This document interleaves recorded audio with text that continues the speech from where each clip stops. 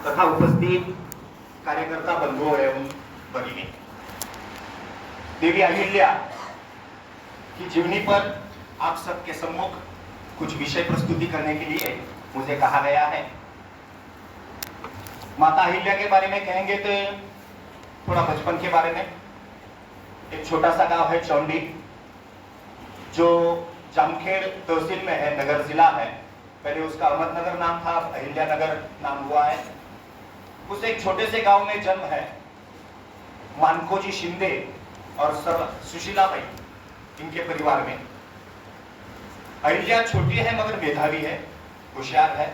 बचपन से अलग अलग बातों में अच्छे सबके सम्मुख आती रही है। ये मेधावी होने के कारण गांव के पूजा में, मंदिर में, इन सब में बड़ी सहभागिता अहिल्या की रही। तात्यापंत कुलकर्णी नाम के गांव के एक पुजारी है, उनके घर घरेलू रिश्ता होने के कारण मानकोजी का रोज जाना आना होता था। मंदिर में पूजा अर्चा में सहभागिता होती थी। कुछ प्रारंभिक अवस्था की अक्षर परिचय जिसे हम कहेंगे, वह तात्यापंत कुलकर्णी ने माता अहिल्या का करवाया, ऐसा हम पढ़ते हैं। उसके बाद एक दिन अचानक तात्यापंत कुलकर्णी, जो माता अहिल्या को अलग अलग बातें सिखाते थे, एक व्यक्तियों के सामने पूरा झुक गए और साष्टांग दंडवत नमस्कार करने लगे। तो माता अहिल्या ने उनको कहा कि भाई साहब, गुरुवर्य, आप तो हमेशा हमें बताते हैं कि किसी के सम्मुख झुकना नहीं।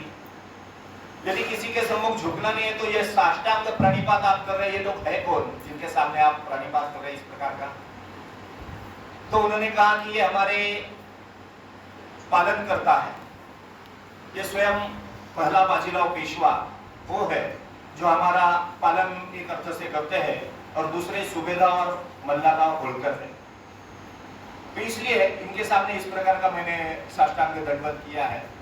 तो अहिल्या को ध्यान में आया, मगर ये बोलने का तरीका, जो हिम्मत, वो पहले बाजीराव ने ध्यान में ली और उन्होंने कहा, मल्लाराव, ये लड़की बहुत होशियार है।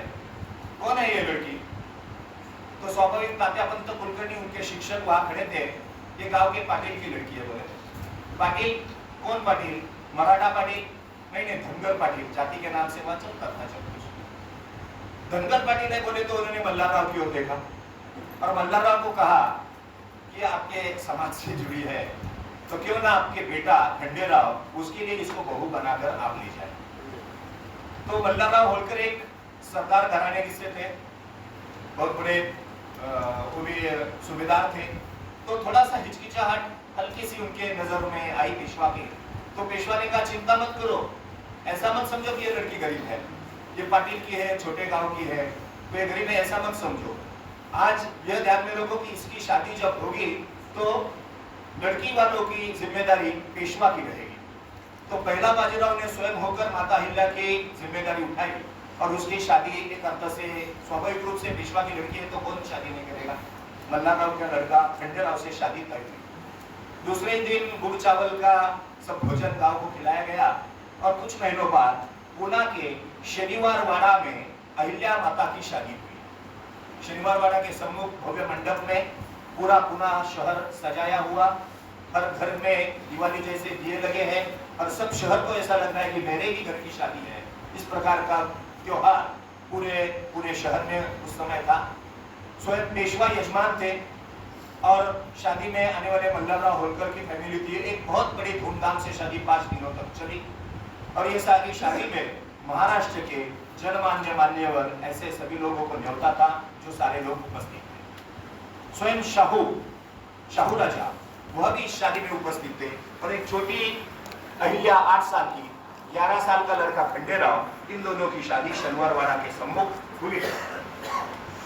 जैसे ही शादी खत्म होती है, सभी के शुभाशीष लेना है, तो माता अहिल्या झुक जाती है राजर्षि शाहू के सम्मुख और शाहू को झुकने पर राजा शाहू आशीर्वाद तो देते हैं और चोल नाम का एक गांव, जो आज के बाद रानी अहिल्या के लिए व्यक्तिगत व्यवहार के लिए यदि कोई दिक्कत आई तो ये चोल नाम का गांव, जो भी उसकी पैसे आएंगे वो सारे माता अहिल्या को दान के स्वरूप में मिलेंगे। इस प्रकार का शुभाशीष भी वो देते हैं। मैंने उस समय का हिंदू राष्ट्र का, हिंदू साम्राज्य का एक छोटा सा उदाहरण था। राजा मराठा था शाहू, पेशवा ब्राह्मण था बाजीराव, सूबेदार धनगर था मल्हारराव। मगर इन दोनों में जाति चाहे जो भी हो, आपसे मिलावट थी, आपसे प्यार था, आत्मीयता थी। इसके कारण, इन सब की आत्मीयता के कारण हिंदू राष्ट्र दिन ब दिन, हिंदू साम्राज्य का यह जो उदाहरण के तौर पर था, वो दिन ब दिन बढ़ता जा रहा था। ऐसा हम ये उदाहरण मानेंगे। सबका एक ही मकसद था, स्वराज्य, स्वशासन। यही उनकी सबकी एक परिवार माना जाता था और सबके एक ही पूर्वज छत्रपति शिवाजी राजे इस प्रकार का मानकर पूरा साम्राज्य चल रहा था, ऐसा हम बोल सकते हैं। ऐसा इस साम्राज्य का एक अनोखा उदाहरण था। जैसे ही शादी होती है और माता अहिल्या इंदौर में पहुंचती है, इंदौर में पहुंचने के बाद उसके हर गुणों को अधिक फैलाने का, अधिक विकसित करने का काम का श्रेय जाता है मल्हारराव होलकर। अपनी स्नुषा है, बहुत होशियार है, ध्यान में रखकर उसकी गुणवत्ता को पहचान कर उसको अधिक सीखने की, सीख कर लेने की, राज्य प्रशासन व्यवस्था सब सिखाने की व्यवस्था मल्हारराव होलकर कर रहे हैं। और उसके बाद देवी अहिल्या दिन ब दिन इस सारी शासन व्यवस्था में ध्यान देने का प्रारंभ किया। मगर दुर्दैव से बहुत ज्यादा साल उनको ये सौभाग्य नहीं मिला, सांसारिक और बाकी सब बातों का। लगभग 29 उम्र थी उनकी, शादी होकर, क्योंकि जल्दी शादी हुई थी, 20-21 साल हुए थे। और उनके जो पति है खंडेराव, वो एक युद्ध में चले गए। कुंभलगढ़ नाम का जो गढ़ है, वहाँ कुंभेरी में युद्ध के लिए चले गए थे। स्वयं मल्हारराव होलकर, बाजीराव और रघुनाथ राव, ये सारे युद्ध में सहभागी थे। कुंभेरी का राजा था सूरजमल। तो राजा सूरजमल, वहाँ जो कुंभेरी गढ़ था, ये पेशवा को चाहिए था, ये महाराष्ट्र हिंदू साम्राज्य के लिए आवश्यक गढ़ था कि उस गढ़ से गुजरात एवं राजस्थान दोनों पर ध्यान देना काफी आसान था। तो ये राज्य स्वराज्य में जुड़ना चाहिए, ये गढ़ स्वराज्य में जुड़ना चाहिए, इनकी मनीषा थी, इसलिए इन्होंने खुद होकर आक्रमण किया था। मगर सूरजमल ये गढ़ छोड़ने के लिए तैयार नहीं था। कुछ भी होकर वो गढ़ छोड़ने के लिए तैयार नहीं, चाहे तो पैसे दे सकता था, खंडनी दे सकता था, बाकी सारी बातों की जो चलती है चर्चा, वो सारी चर्चा चली, मगर गढ़ छोड़ने के लिए तैयार नहीं था। ये भी अड़े हुए थे। 3 महीने से ज्यादा तक पूरा तटबंदी किले को कर बैठे थे। अभी जीतने ही वाले थे तो ये खंडेराव जो अति उत्साह में आ गए और एक दिन दोपहर के समय, विश्रांति के समय रणभूमि में अकेले चले गए। जैसे ही रणभूमि में अकेले चले गए तो सूरजमल ने ऊपर से देखा कि ये अभी मल्हारराव का पुत्र है खंडेराव, वो स्वयं आया है, अकेला है। तो उन्होंने गोलो बारूद की बरसात कर दी और उसमें उसका मृत्यु हो गया। मात्र 29 साल की उम्र में माता अहिल्या एक अर्थ से पति के वियोग में चली गई। पूरा जो उनका साम्राज्य था, सारे साम्राज्य में एक अर्थ से दुख की छाया आ पहुंची थी। स्वयं अपना जो आगे का राजा है वही एक अर्थ से खत्म हुआ था। मगर उस स्थिति में भी अहिल्या ने अपने आप को संभाला, क्योंकि मल्हारराव होलकर उनके पीछे बहुत ताकत से खड़े थे। वैसे तो जमाना ऐसा था कि पति मृत्यु के बाद सती जाने की प्रथा थी, मगर ये सती जाने की प्रथा भी सब समाज में नहीं थी। केवल राजा, महाराजा और क्षत्रिय जो माने जाते थे, ऐसे लोगों में ये प्रथा थी, सर्व सामान्य में नहीं। मगर ये इनके परिवार में एक क्षत्रिय माने धनगर थे, वैसे क्षत्रिय नहीं माने जाते महाराष्ट्र में। मगर क्योंकि ये राजा थे, इसलिए क्षत्रिय परंपराएं इनके घर में चालू थी, इसलिए इनको भी सती जाने की आवश्यकता थी। मगर मल्हारराव होलकर जो ससुर थे वो रोने लगे कि ये इतनी होशियार मेरे ये है, स्नुषा है, तो इसको मरने नहीं दूंगा, ऐसे ये किसी हालत में सती नहीं जाएगी, ऐसा आग्रह उन्होंने किया। इसलिए माता अहिल्या सती नहीं गई, मगर उनकी बाकी सारी जो पति की अन्य पत्नियां थी, 8 पत्नियां अन्य थी, वो सारी पत्नियां सती चली गई। मगर देवी अहिल्या ने उसके बाद जिम्मेदारी अपने जिम्मे ली। स्वयं मल्हारराव होलकर उनको मार्गदर्शन करते रहे। मल्हारराव होलकर भी बहुत ज्यादा दिन नहीं टिके और 12-13 साल बाद मात्र 41 साल की उम्र में माता अहिल्या की स्वयं मल्हारराव होलकर भी चल गए और उसके बाद सारे साम्राज्य की एक अर्था से घुड़ा, एक अर्था से परिस्थिति की सारी इनके कंधों पर माता अहिल्या की आ। उनका बेटा था मालेगांव। बेटा तो था, मगर बेटा होने के बावजूद भी वो उस प्रकार की गुणवत्ता जो राजा के परिवार में होनी चाहिए स्वाभाविक रूप से, वह गुणवत्ता उसमें नहीं थी, बल्कि अति प्यार से वो थोड़ा सा बिगड़ गया था।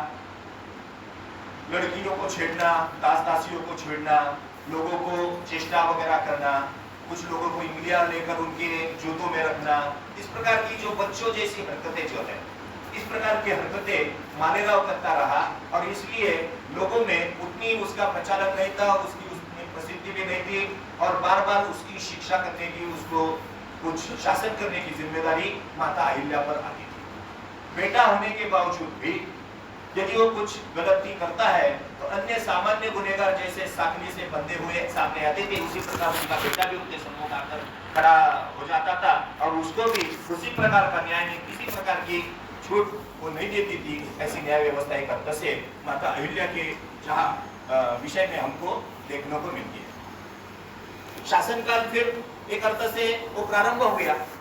शासनकाल जैसे ही हुआ तो उन्होंने कुछ व्यवस्थाएं वहां बनाने का प्रारंभ किया।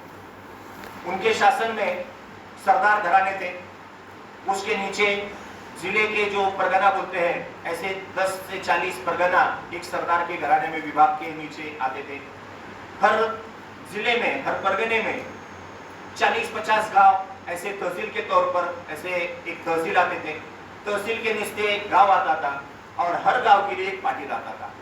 उस पाटिल को मदद करने के लिए कुछ अन्य लोग भी, पटवारी वगैरह इस प्रकार के लोग मदद के लिए आते थे और गांव का जो छोटा सा साम्राज्य था, ये गांव के पाटिल को 10 से 100 एकड़ की जमीन, 200 एकड़ तक की जमीन दी जाती है। ये 200 एकड़ की जमीन क्यों है? क्योंकि वो गांव का पाटिल है, बाकी सारी व्यवस्थाएं तो उसको देखना है। गांव के छोटे छोटे गरीब, वंचित, मागास, पिछड़े, अति पिछड़े जो लोग हैं या तो बलूतेदार जो लोग हैं, इन सब की व्यवस्था भी पाटिल को करनी है। तो 200 एकड़ की जमीन में इन सारे लोगों की व्यवस्था करना, इस प्रकार की व्यवस्था एक अर्थ से उनके यहाँ करी गई। जो शेतकरी वर्ग था, किसान वर्ग था, और किसान वर्ग के लिए छोटा सा कर हुआ करता था। 1 रुपया तक का कर था, 1.25 रुपया तक का कर था एकड़ के लिए, जबकि अन्य राज्यों में 4 रुपए से ज्यादा कर उन लोगों को देना पड़ता था। इस प्रकार की कर प्रणाली से गांव एक सुशासन उनका बन गया था। महिलाओं के विषय में देखा जाएगा तो महिलाओं की एक अच्छी फौज माता अहिल्या ने उस समय खड़ी की थी। महिलाओं के लिए भी शस्त्र प्रशिक्षण वगैरह वो सारा करके तैयार फौज की थी। जैसे ही उनके पतिदेव चले गए, उनके ससुर चले गए, तो पूना के जो रघुनाथ राव पेशवा है, उनकी पत्नी आनंदीबाई है, तो आनंदीबाई के मन में लगने लगा कि ये पेशवाई तो है, मगर अपना स्वयं का भी कुछ साम्राज्य होना चाहिए। तो अपना भी साम्राज्य हो, इसलिए उनको लगा कि ये देवी अहिल्या का साम्राज्य जो है, अब वो देवी अकेली है और वो अकेली महिला कैसे साम्राज्य कर पाएगी, इसलिए वहां हम चढ़ाई करके जाने की उनके मन में सोच आने लगी। रघुनाथ राव उस प्रकार का सैन्य की सारी एकत्रित किया और इंदौर की ओर चलने ही लगा तो माता अहिल्या को न्योता चला गया कि मल्हार राव आ रहे हैं। तो मल्हार राव को जिस पद्धति का पत्र माता अहिल्या ने लिखा है, एक प्रशासन व्यवस्था का, अंतरराष्ट्रीय प्रशासन के कैसे पत्र व्यवहार होते हैं, उसका एक आदर्श नमूना माना जाएगा। माता ने उनको धमकी भी दी और उनकी इज्जत भी की थी। दोनों प्रकार का प्रयत्न उनका रहा। उन्होंने मल्हार राव से कहा कि मल्हार राव, आप पेशवा है, हमारे राजा है, हमारे भगवान जैसे हैं, आप यदि आएंगे पेशवा के नाम पर तो हाथी पर बिठाकर सजाकर आपकी बारात निकलेगी इंदौर में, मगर यदि आक्रमण के नाम पर आओगे तो उसी हाथी के पैरों तले कुचलने की ताकत रखती है। माने इस प्रकार का पत्र किसी पेशवा को लिखना, किसी एक साम्राज्य अटक से कटक तक साम्राज्य फैले आने वाला राघोबा दादा को इस प्रकार का पत्र लिखना कोई सामान्य बात नहीं थी। एक हिम्मत, धाड़स, साहस, वो सारा के सारा माता अहिल्या में भरा, कुट कुट कर भरा है, ऐसा हम मानकर चलेंगे। और इस प्रकार का उन्होंने चालू किया। तो पेशवा जो है रघुनाथ राव, उनको भी ध्यान में आ गया कि माता जो कर नहीं सकती ऐसा हमको लगता है, ऐसा नहीं है। जबकि वो जो साम्राज्य है, होलकर साम्राज्य, उनका साम्राज्य भी एक अर्थ में पेशवा ने ही उनको मल्हार राव को सौंपा था। पेशवा ने ही उनको उसका सूबेदार बनाया था। तो उनका ध्यान में लगा कि माता अहिल्या वही ताकत रखती है।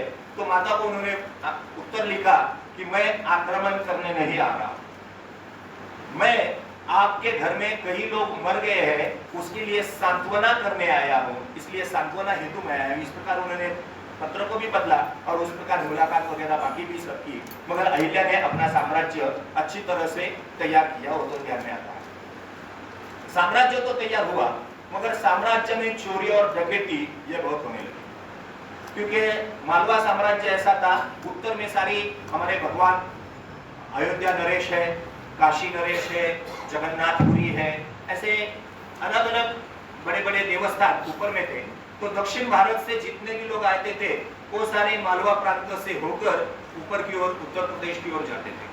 तो ये सारे लोग जंगल से जाते थे, कुछ लोग व्यापार के लिए जाते थे, कुछ दर्शन के लिए श्रद्धालु जाते थे।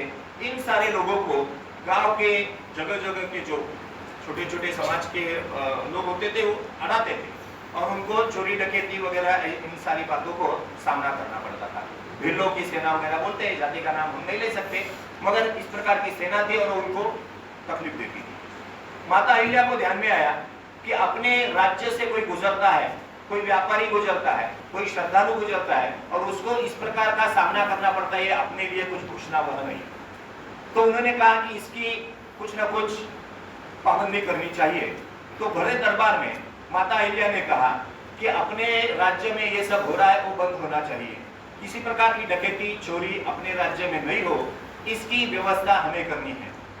यह व्यवस्था जो कोई कर पाएगा, ऐसी हिम्मत जो रखता है, कोई भी सामने आए, उसको यदि वो कर पाया तो मेरी स्वयं की बेटी उसके साथ ब्याह करके दूंगी, अपने साम्राज्य का जमाई उसको मैं करके दूंगी। इस प्रकार का घोषणा उन्होंने, मुक्ताई उनकी लड़की थी, मुक्ताई के बारे में उन्होंने घोषणा की। तो अन्य सारे दरबारी लोग थे, उन्होंने कहा कि माता जी ये क्या कर रहे हैं आप, कि कोई भी जाति का व्यक्ति आ सकता है, किसी भी परिवार से आ सकता है, और यदि उसने वो काम किया तो क्या आपकी बेटी उसको दे गई?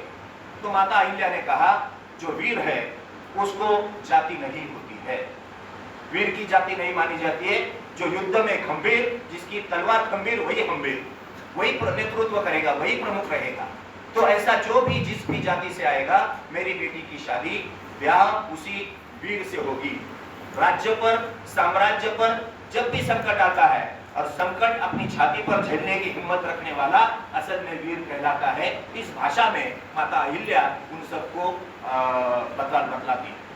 तो सबको ध्यान में आता है यशवंत फनसे नाम का अन्य जाति का एक युवा उठता खड़ा होता है और ये सब एक अर्थ से जिम्मेदारी अपने कंधे पर लेता है और सब लोगों को पकड़कर लाने की जिम्मेदारी लेता है, वास्तव में वो पूरी भी करता है। यशवंतराव फनसे इन सारे भीलों की सेना को पकड़कर साखिल दंड को बांधकर माता अहिल्या के सम्मुख खड़ी करते हैं और माता को कहते हैं कि ये सब चोरी डकैती करने वाले लोग। अब न्याय की व्यवस्था प्रारंभ होती है माता की। न्याय व्यवस्था के लिए माता को देवता कहा गया।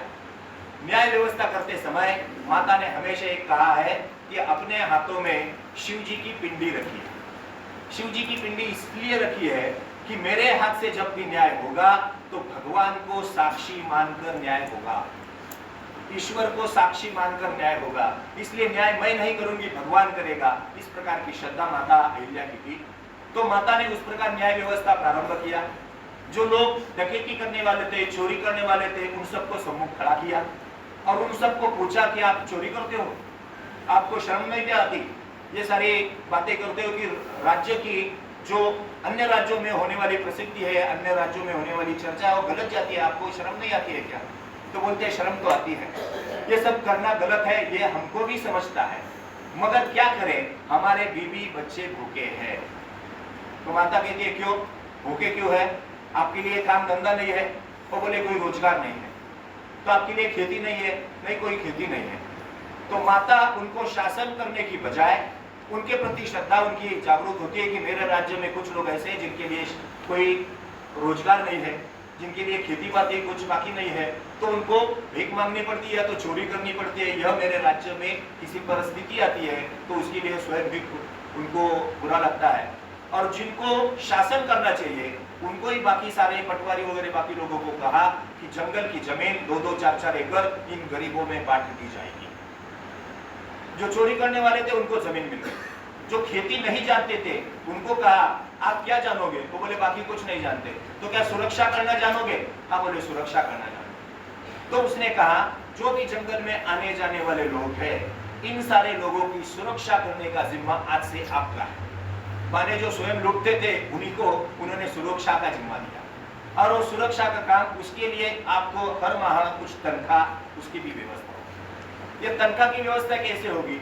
जो आने जाने वाले यात्रियों है, जो भाविक है, व्यापारी है, उनको कहा कि आज के बाद जंगल से जाना होगा तो 1 कौड़ी टैक्स देना होगा। रोड टैक्स जो आज चालू हुआ है, पहले भी माता अहिल्या के राज्य में था, और 1 कौड़ी टैक्स हर व्यापारी देने लगा। व्यापारियों को यह विश्वास हुआ कि अब हमको कोई लूटेगा नहीं, कोई डकैती नहीं होगी, तो वो भी उत्साह से आने जाने लगे। श्रद्धालुओं को विश्वास हुआ कि अब हम हिम्मत से अपनी किसी भी भगवान की ओर जाना है तो हम हिम्मत से जा सकते हैं, कोई डकैती नहीं होगी। उनको भी विश्वास हुआ, तो श्रद्धालुओं की संख्या बढ़ी, व्यापार की संख्या बढ़ी, और बहुत गरीब, वंचित, मागास, पिछड़ा, अति पिछड़ा वर्ग जो कहलाता है, ऐसे सारे लोगों के रोजगार की व्यवस्था माता अहिल्या ने एक अर्थ से की, ऐसा हम उसके लिए मान सकते हैं। इस प्रकार न्याय व्यवस्था में भी, बाकी भी न्याय व्यवस्था के बारे में वो बहुत मशहूर माता थी। किसी भी प्रकार का न्याय, वास्तव में जिनको दंड करना चाहिए, तो दंड की जगह न्याय करना, यह जो आज की परिभाषा में आया है, न्याय संहिता की जगह दंड संहिता की जगह न्याय संहिता होनी चाहिए। वास्तव में उदाहरण में इस प्रकार की न्याय संहिता यदि किसी ने अमल की हो तो माता अहिल्या ने की है, ऐसा उनके जीवन में पढ़ सकते हैं। साथ ही साथ जब न्याय तो सबका हुआ, मगर उन्होंने यदि किसी के ऊपर न्याय किया और किसी को दंड भी किया, तो लोग यह मानने लगे थे कि माता ने दिया हुआ उपहार है। वो यदि शिक्षा भी है तो उसको स्वीकार करना यह भगवान का प्रसाद मानकर लोग करते थे। इस प्रकार की श्रद्धा माता अहिल्या के प्रति लोगों के मन में बस गई थी। उनके विरोधी भी है, माने शिंदे परिवार, उनके बाजू में राज्य है शिंदे साम्राज्य और होलकर साम्राज्य। शिंदे साम्राज्य और होलकर साम्राज्य दोनों का एक बार झगड़ा हुआ जमीन के लिए, कि जमीन या तो होलकर की है या शिंदे की है। तो दोनों का झगड़ा हुआ, तो ये जाना कहा कोर्ट में, शिंदे के जाएंगे, होलकर के जाएंगे। तो शिंदे सेना के लोग भी बोले कि हम माता अहिल्या के दरबार में इसका झगड़ा मिटाने का काम हम करेंगे। माने विरोधी पार्टी के लोग भी उतनी ही श्रद्धा माता अहिल्या के बारे में रखते थे। एक अर्थ से वह सुप्रीम कोर्ट माना जाता था। देश में यदि कोई सुप्रीम कोर्ट नहीं है, अन्य किसी राज्यों में भी कोई भी केस यदि हल नहीं होती तो माता अहिल्या के कोर्ट में आती थी। इस प्रकार की न्याय व्यवस्था पर उनका विश्वास, हमने तो कहा है कि न्याय देवता अंधी होती है, मगर न्याय देवता को यदि कहीं आंखें है और न्याय देवता के रूप में यदि किसी को मानना होगा, तो मुझे लगता है कि माता अहिल्या उस ताकत को रखती है, उस हिम्मत को रखती है, उस प्रकार की गुणवत्ता को रखती है कि न्याय की देवता कहलाई जाती थी। इसलिए लोग माता अहिल्या को अहिल्या बाई की जगह अहिल्या देवी के नाम से आगे चलकर जानने लगे। तो यह जो दोनों की केस थी, शिंदे सेना की और होलकर सेना की, इन दोनों की बीच वाली जमीन थी और माता अहिल्या के दरबार में आई। उन दोनों ने कहा माता अहिल्या जो बोलेगी वही होगा। माता अहिल्या ने ना तो शिंदे की ओर निर्णय दिया, ना तो होलकर की ओर निर्णय दिया। उन्होंने कहा कि बीच वाली जमीन हम गोचर जमीन कहलाएंगे, ये गाय के लिए छोड़ेंगे, और इसके बाद यहाँ जो भी आएगा वो गाय को खिलाया जाएगा।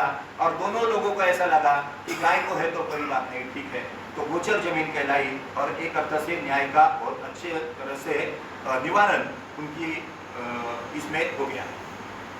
माता अहिल्या ने बाकी सारे भी बातें की। गौर गरीब वंचित लोग हैं, उनके लिए रोजगार की उत्पन्न होना चाहिए, इसलिए महेश्वर में वस्त्रोद्योग खींच लाया। अनेक जगह से जो वस्त्रों के अच्छे माहिर लोग थे उनको अपने राज्य में बुलाया, उनको बसाया, और अपने राज्य के जो गरीब अनपढ़ लोग थे उनको वस्त्र उद्योग के बारे में सिखाने का प्रयत्न किया। और उन सब के मदद से एक अर्थ से महेश्वर में वस्त्रोद्योग का खड़ा किया और देश विदेश में वहां के वस्त्र जाने लगे। इस प्रकार का उद्योग के लिए जो व्यवस्था निर्माण करनी होती है, उनके लिए शासन अनुशासन में एक खिड़की योजना जैसे आजकल आती है, तो ऐसी छोटी छोटी योजनाओं को थोड़ा सा बाजू रखकर उनके लिए प्रावधान करना और उद्योग समूह को बढ़ाना, इस प्रकार का काम महेश्वर में उन्होंने किया है। जो आज भी हम जाकर देखते हैं कि विश्व भर में महेश्वर की साड़ी है, वस्त्र उद्योग है, काफी फेमस होता है। उसी के साथ माता अहिल्या राष्ट्र करती है मालवा में, मगर राज्य मालवा है, मगर दृष्टि मालवा की सीमित नहीं है। माता अहिल्या की दृष्टि व्यापक है, पूरे देश में घूमती है। देश में जहां जहां 12 ज्योतिर्लिंग है, वो 12 ज्योतिर्लिंग माता अहिल्या के कक्ष में नहीं आते थे। 2-3 ज्योतिर्लिंग उनके आते थे, बाकी सब उनके राज्य के बाहर थे। मगर वहां का हिंदू जो पीड़ित है, वंचित है, दबा हुआ है, मुगलों के राज्य से, हजारों साल की गुलामी से दबा हुआ है, उनको भी मन में कुछ उन्नयन होना चाहिए, उनकी हिम्मत बढ़नी चाहिए। इसलिए वहां के राज्यों के जो मुस्लिम सरदार है, उनको उन्होंने पत्र लिखे हैं और वहां के राज्यों के मंदिर का पुनर्निर्माण करने का काम माता अहिल्या ने 12 ज्योतिर्लिंगों का किया है। केवल 12 ज्योतिर्लिंग नहीं, वहां की जितनी भी नदियां हैं, इन सभी नदियों के पात्र सुशोभीकरण करना, उसके घाट वगैरह बनवाना, आने जाने वाले श्रद्धालुओं की व्यवस्था करना, मठ मंदिर बनाना, धर्मशालाएं बनाना, वहां भोजन की व्यवस्था करना, प्रसाद की व्यवस्था करना, ऐसी सारी अन्य व्यवस्था है, वो भी सारी उन्होंने खड़ी की। और एक अर्थ से हिंदुत्व के जो साम्राज्य के जो मंदिर थे, जो सबके समाज के मन में एक हिम्मत जगाने का काम करने वाले थे, ऐसी सारी भवनों को निर्माण करने का काम माता अहिल्या ने किया। माता अहिल्या ये भी मानती थी कि जो अमृत मंथन हुआ, तो अमृत मंथन के समय जो विष निकला, तो विष को प्राशन करने का काम भगवान शंकर ने किया है। उनका कंठ नीला है क्योंकि विष को ग्रहण किया है, और विष को ग्रहण किया है तो आग होती है। आग को ठंडा करने के लिए माथे पर उन्होंने गंगा माँ को विराजमान किया है, तो गंगा के जल से वह ठंडा होती है, आग ठंडी होती है। तो जहां जहां भगवान शंकर के मंदिर है, हर जगह पर माँ गंगा का जल जाना चाहिए, ये उनकी सोच है। कभी कभी हमको लगेगा ये अंधश्रद्धा है, मगर अंधश्रद्धा नहीं है, देश को जोड़ने का एक उनका तरीका है। हर गंगा की जल की कावड़ निकलती थी, भारतवर्ष के जहां भी 12 ज्योतिर्लिंग है, 12 ज्योतिर्लिंगों के लिए रोज के रोज पानी निकलता था, रोज वो कावड़ों में भरा जाता था। कुछ लोगों की टोलियां आज कल परसों, इस प्रकार रोज दिन प्रतिदिन हर जगह पर मंदिर के लिए पानी जाता था, और वहां रोज के रोज गंगा के जल से अभिषेक होता था। माने एक अर्थ से भारतवर्ष को जोड़ने का काम लोगों की यात्रा के माध्यम से, लोगों के मन से, ये संपूर्ण भारत में रहा है, न केवल मालवा में रहा है, न केवल महाराष्ट्र में रहा है, न केवल पंजाब में रहा है, ये पूरा देश में रहा है। इस प्रकार की भावना स्वाभाविक रूप से सामान्य गरीब अनपढ़ लोगों में जगाने का काम एक अर्थ से ये सामान्य व्यवस्था है, माता अहिल्या के द्वारा बनाई हुई। इस प्रकार से लोगों में उन्होंने जगाई है, ऐसा मानकर चलते हैं। ये सारी व्यवस्था के बाद पानी जल व्यवस्थापन, इसके बारे में भी बहुत काम किया है। यहाँ तक कि मैग्सेसे पुरस्कार विजेता जो है राजेंद्र जी, उन्होंने कहा कि जल व्यवस्थापन का काम देश में किसी राजा ने किया होगा तो सबसे अधिक काम माता अहिल्या ने किया है। इस प्रकार वो उसकी पावती देते हैं आज के जमाने में, जबकि वहां काम हुआ था। पानी अड़ाना होगा, पानी को रुकाना होगा, जमीन में मुरझाना होगा, या तो वो पानी आएगा जमीन में तो आगे चलकर खेती को वगैरह मिलेगा। इस प्रकार का सब व्यवस्था जो करनी है पानी के लिए। रास्तों का निर्माण तो हुआ, मगर वृक्षों का निर्माण, और वृक्षों का निर्माण लोगों को छाव वगैरह बाकी सब हो। माने पानी जल संधारण की जो जो व्यवस्थाएं होती है, वो सारी व्यवस्थाएं माता अहिल्या के जमाने में उस समय हुआ करती थी। रास्तों का निर्माण अलग अलग, केवल अपने साम्राज्य वाले नहीं, देश के सब बड़े बड़े हम रास्ते जोड़ने का काम माता अहिल्या के खर्चे से हुआ है। अब प्रश्न उठता है, एक छोटा साम्राज्य है माता अहिल्या का, और इतना सारा पैसा भगवानों पर, मंदिरों पर माता अहिल्या कहाँ से करे? तो माता अहिल्या के दरबार में एक व्यवस्था थी कि जो भी धन इकट्ठा होता था, टैक्स के रूप में इकट्ठा होता था, उसमें से लगभग 20% धन महिलाओं के व्यक्तिगत खर्चा के लिए वो बाहर निकालने की प्रावधान उस साम्राज्य में थी। तो उनके घर में अन्य कोई जीवित नहीं था, माता अहिल्या अकेली थी। तो माता अहिल्या के स्वयं के अकाउंट में ये सारा धन इकट्ठा होता था, जो उस जमाने में करोड़ों से ज्यादा। तो करोड़ रुपए किसी एक महिला के नाम पर होंगे, और कोई देखने वाला नहीं है, कोई पूछने वाला नहीं है, तो कोई शायद उसको उछालने का प्रयत्न करेगी, अय्याशी करने की प्रयत्न करेगी, एंजॉय करने की आज की परिभाषा में प्रयत्न करेगी।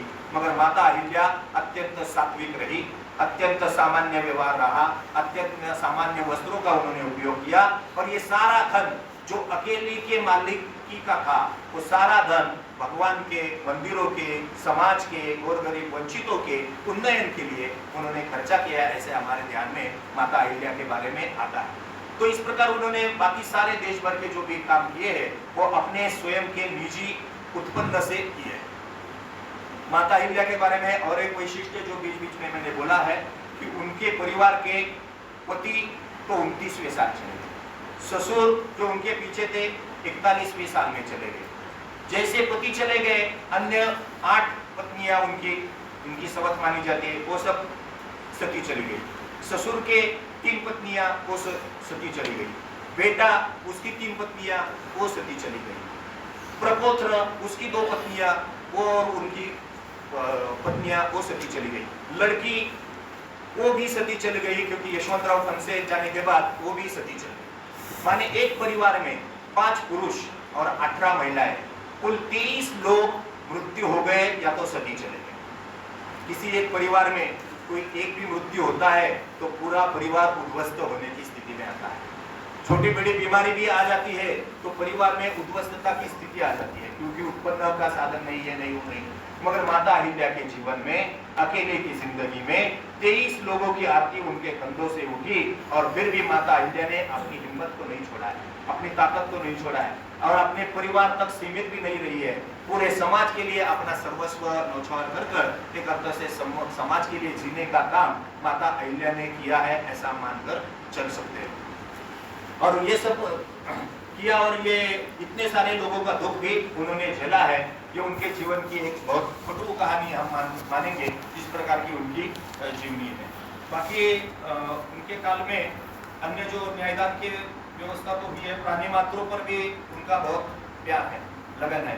गोचर भूमि का तो मैंने कहा, मगर जगह जगह पर गाय के लिए जमीन को छोड़ना ये उनकी पद्धति भी थी। ये स्वयं जेजूरी का गढ़ जो है, जेजूरी गढ़ पर जो बहुत बड़ा गढ़ है और गोचर भूमि है वो सारी, तो वहां भी वाघ्या मुरली की व्यवस्था उन्होंने की। वाघ्या मुरली को कहा कि तुमने ये गवत काट कर गाय को खिलाना है और इन सब को खिलाने के लिए आपको कुछ पेमेंट वगैरह बाकी सब पैसा वो मिलेगा। पानी में तैरने वाली मछलियां है, उनको अन्न वगैरह खिलाने की व्यवस्था उनके लिए, नौकरी के लिए लोग रखे। चींटियां जो है उनको शुगर वगैरह शक्कर खिलाने का काम और उसके लिए लोग नौकरी को रखे थे। माने केवल व्यक्तियों का विचार नहीं किया, मनुष्य मात्रा का विचार नहीं किया, तो प्राणी मात्र का भी विचार एक अर्थ से माता अहिल्या के द्वारा हुआ है, ऐसा उनके जीवन में अपन को ध्यान में आता है। और साथ ही बाकी और कुछ बचा तो नहीं, एक आखिरी बात उनके जीवन में आखिरी बता दूंगा और इस विषय को रख दूंगा। जब इतने सारे काम हो जाते हैं तो प्रसिद्धि तो अपने आप हो जाती है, लोग मानने भी लगते थे। मैंने कहा कि उनको देवी के जैसे लोग मानने लगे। तो आनंद फंदी नाम का एक दरबार में व्यक्ति आता है जो राजाओं के, महाराजाओं के गीत वगैरह गाने में मशहूर है। उसको लगा कि माता अहिल्या के भी गाने इस प्रकार में गाना चाहिए और माता अहिल्या के गाने गाने के लिए उनके दरबार में आता है और माता के स्तुति के गीत माता के सम्मुख खड़ा करता है। उसको लगा कि ये गीत बताने के बाद मुझे बहुत बड़े बड़े तोहफे मिलेंगे क्योंकि बाहर की सारे राजाओं ने उस प्रकार के तोहफे उसको दिए। माता अहिल्या ने उसको नजदीक बुलाकर कहा कि आनंद बंदी, ये इतनी अच्छी आवाज है, इतनी सारी कलाएं तुम्हारे पास है और मुझ जैसी महिलाओं पर गीत गाने का क्यों ये काम करते हो? क्यों नहीं भगवान पर गीत गाते हो? क्यों नहीं देवी देवताओं पर गीत गाते हो? मेरे ऊपर के गीत गाने से क्या फायदा होगा? तो एक अर्थ से चिल्लाई और आज के बाद ये धंधा आप बंद कर दो, किसी के ऊपर के गीत गाने का, गाना है तो भगवान के गीत गाया करो। तो आनंद फंदी को भी बहुत अपमान लगा और इस प्रकार का उसको डफ वगैरह था उसने छोड़ दिया और आज के बाद गीत गाऊंगा तो भगवान के, देवियों के, देवताओं के, इस प्रकार के जीवन में परिवर्तन लाने का काम। माने कोई भी ऐसा व्यक्ति होता है कि कोई प्रसिद्धि करने वाला हो, कोई प्रचार प्रसार करने वाला हो, कोई अच्छे मुंह पर अच्छी बातें करने वाला हो, तो कोई भी पिघल जाता है। और माता अहिल्या के बारे में हम कहते हैं कि वो उस समय में भी नहीं पिघली और सब जीवन एक अर्थ से न्यौछावर सामान्य लोगों के लिए उन्होंने किया। वो पिंडी हाथ में उनके व्यक्तिगत जीवन में धार्मिकता बहुत बड़ी है। माता अहिल्या की एक और बात ध्यान में आती है, क्योंकि वो रोज 1 लाख पिंडियां बनाती थी और 1 लाख पिंडी बनाकर उनकी पूजा करती थी। तो इतनी सारी पिंड बनाकर पूजा करना क्यों है? क्योंकि उनको लगता था कि मेरे परिवार के 23 लोग मर गए हैं, तो 23 लोग मर जाना और अकेली मेरे ऊपर इतना सारा दुख भगवान ने दिया है, तो शायद किसी गलती मेरी अन्य जन्म में हुई, पुनर्जन्म में हुई होगी, इसलिए इतना सारा दुख मुझे झेलना पड़ रहा है। तो यह दुख आगे के जन्मों में न भुगतना पड़े और इस जन्म की कुछ शिक्षाएं हो तो वो करनी पड़े। इसलिए भगवान की बहुत ज्यादा भक्ति, बहुत ज्यादा श्रद्धा माता अहिल्या के जीवनी में हम सबको दिखती है। एक अर्थ से भगवान की भक्ति के साथ साथ सर्वसामान्य लोगों में भी वही भगवान को देखना और सर्वसामान्य लोगों के जीवन के लिए अपना सारा जीवन न्यौछावर करना। इसलिए सामान्य महिला से लेकर अहिल्याबाई से लेकर अहिल्या देवी तक उनकी जो प्रगति है उसके लिए मैं उनको नमन करता हूँ और आज के विषय को विराम देता हूँ। धन्यवाद।